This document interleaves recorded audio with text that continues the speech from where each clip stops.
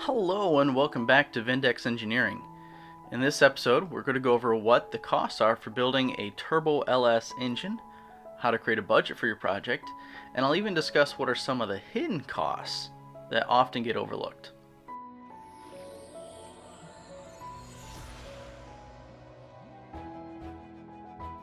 When you start any major project, it's important to create a budget, as this allows you to determine in advance whether or not you'll have enough money to finish the project.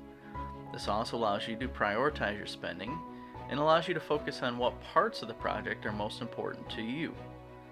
There are several steps to consider when starting a project. The first step is defining the goal for the project. Are you trying to build a 1,000 horsepower engine that you can rip on all day long and not worry about it blowing up? Or are you trying to build a budget 400 to 500 horsepower engine that's mostly going to be street used and maybe see the track once or twice? Or did you just want to rebuild an engine that's having some issues and use it as maybe a daily driver? These are all questions that you need to answer before you start buying parts. Once you know what your goal is for the project, you need to write that down somewhere so that you can keep track of it and not let yourself get sidetracked from what your goal is for the project. I myself like to use Google Docs to create spreadsheets for my projects and for defining my budget for them. For example, this is what my spreadsheet looks like for my project. The second step is creating a budget for the project. This includes coming up with a parts list for your project, finding out what the costs of the parts are, whether or not there's going to be shipping and/or taxes charged on them. If there is any work that you can't do yourself, what's it going to cost to pay somebody to do it? Which also brings me to one of the hidden costs that often gets overlooked. If this is your first project engine, you're going to have some tools to do the work. And the cost of that equipment can even easily total in the thousands of dollars. I know for myself, I've acquired many of the tools needed to do this type of work over the last 7 to 10 years. So it doesn't seem like it's very expensive. But if you had to go out and buy them all at once, it could be a lot of money.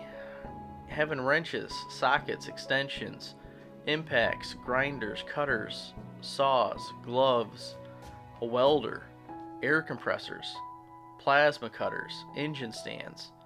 And that's not including any really specialty tools like tools for degreasing a cam, installing cam bearings, or for miking out clearances. The other thing you want to remember too is it's a good idea to put a buffer in your project, which should be anywhere from 10 to 20% of the total cost of the project. This can be used for unseen expenses, which do occur with every project. Once you have your project goals defined and have created a budget for the project, then you can start purchasing parts for it, which leads me to my third step, tracking your expenses. I have my spreadsheet set up so that once I purchase an item, I can input the cost for that item, and it will let me know what I have left in the budget. This allows me to move funds around, and if I find a really good deal on an item, I can either save that money for the end of the project and go get some ice cream or something, or I can use that to upgrade something I wasn't necessarily planning on upgrading. So in my spreadsheet here that I'm using for this LS project, you can see that I have the budgeted cost, which is an estimated cost for the parts. I have the quantity of items I need for it, and then when I actually spend the money, I put the actual cost in here. That'll fill out the spent item here and give me what is left of the budget.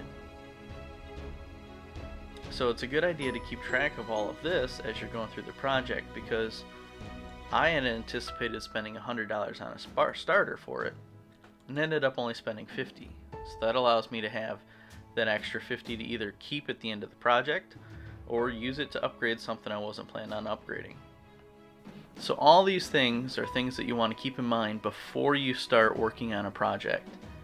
Having set in mind what your goal is for the project, write it down. Come up with a budget for it. What's it actually going to cost you to do that?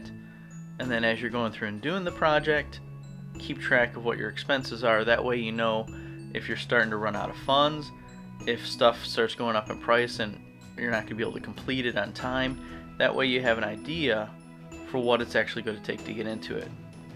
So for my LS project here, you look at the main page that I have set up, and it says total project cost $9,949. Well, that's going to be the fourth phase of the project. That's including everything. It's going from start to finish, and that includes a 15% buffer. So that if I get started with a project and realize that my block is warped, needs to be replaced, I'll have the funds set aside to do that. So to get started, I'm doing this in 4 phases. Phase 1, I'm calling it get it running. So get it running includes getting coils and wires, because I had some damaged coil packs on it, getting a starter for it because it was missing, AN fittings for some fuel lines, a fuel pump, the flex fuel sensor plus the pigtail for it, a fuel pressure regulator, and a Holley Terminator X. So this is what I had budgeted. I had budgeted between this and the buffer $1,900. What I ended up spending was $1,650. So some things were cheaper, some things were more expensive. I was able to get my AN fittings for cheaper than what I was expecting, so I saved $10 there.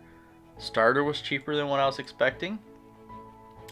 Fuel pump was a little cheaper. Same with the flex fuel sensor and the regulator. So that all contributed to saving extra money on this first step of the project. Now the next step of the project is going to be phase 2, which is doing a budget build, putting Gen 4 internals in the engine and making sure that everything's good on it. So step 2, phase 2 of the project, you can see I have grayed out the stuff that I've already purchased. One of the things I have to get for it before it will fit in my Camaro is a oil pan, just for clearance issues. Oil filter, oil, getting an aftermarket cam, valve springs, bearings, put those in there in case they need to be replaced. Pistons, rods, head studs, head gasket, and I even put machine work in here, but I didn't put a $ next to it because I'm kind of not sure if it'll need it or not. We'll determine that at the end of phase 1. But I also have the 15% added to it as the buffer, so that's why the running total here is going to be $3,500. So even though I've spent $1,600 so far, I still have another $1,900 potentially that I could spend to just do phase 2, getting the Gen 4 internals and getting it ready to put in the car. The next set is going to be phase 3, which is going to be doing that budget build but adding the turbos to it. So we'll have all the same stuff, the oil pan, all the machine work. The only thing is I budgeted $2,600 for turbos. I'm planning on doing twin turbos, so for turbos, intercoolers, blow-off valves, wastegates, oil feed lines, doing all the machine work, any miscellaneous expenses that come up with it, that's what I budgeted for that. It's probably pretty overkill for it. I can probably do it for closer to $1,800 or $2,000, but I would rather expect the cost to be $2,700 going into it as opposed to expect the cost as $1,800 and then have it end up being $2,700. And then the final phase 4 is going to be putting a full forged rotating assembly in it. We're talking pistons, rod, crank, replacing push rods, rockers, basically going through the whole engine and putting all forged components in it so that I can run it at 1,000 horsepower all day long and not worry about breaking it, not worrying about blowing it up and oiling down a track. So the phase 4 does include the buffer, and it also includes the cost of everything it's taken up to that point to get there. So once you get done with phase 1, phase 2, phase 3, the total cost to go into phase 4 will probably be another $4,000. I figure $2,500 for forged rotating assembly, another $1,500, $2,000 for head work. So as you can see, it's not cheap to go through and build one to have it live with a full forged rotating assembly. So we'll see what the life is like when we get it to just the Gen 4 to see if I want to go to that 4th phase. So we'll see if it's worth it going with the extra money for the forged internals. I hope you guys enjoyed this video. Don't forget to like and subscribe. And if you have any questions, feel free to leave questions in the comments or hit me up on Facebook.